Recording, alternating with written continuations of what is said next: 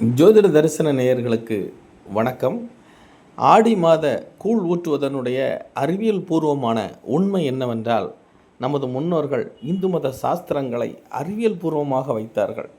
நேயர்களே, அதாவது வெயில் காலம் அக்னி நட்சத்திரம் முடிந்த பிறகு வரக்கூடியது இந்த ஆடி மாதம். இந்த வெப்பமான காற்று சூழலானது ஆடி மாதத்தில் தரைக்காற்றுடன் வீசும். அப்படி தரைக்காற்றுடன் வீசும் பொழுது மக்கள் அந்த சூடான காற்றுகளை சுவாசிப்பதன் மூலியமாக, தூசி நிறைந்த காற்றுகளை சுவாசிப்பதன் மூலியமாக ஆங்காங்கே இருக்கக்கூடிய கிருமிகள் நம்மளை வந்தடையும்.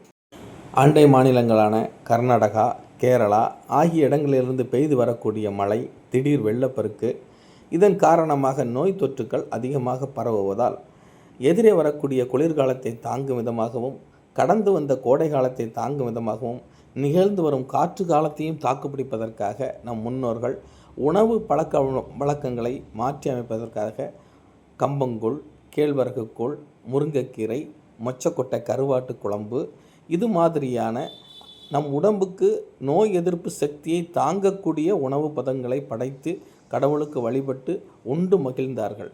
நாமும் தமிழர்களுடைய பண்பாட்டை மதித்து நாமும் இந்த ஆடி மாதத்தில் அதை செய்து மகிழ்வோம். எல்லோ மக்களும் தங்களுடைய குலதெய்வங்களுக்கு பொங்கல் வைங்க, கூழ் வைங்க, நல்லபடியாக இருங்க. ஜோதிட தரிசனம் உங்களை அன்புடன் வரவேற்கிறது.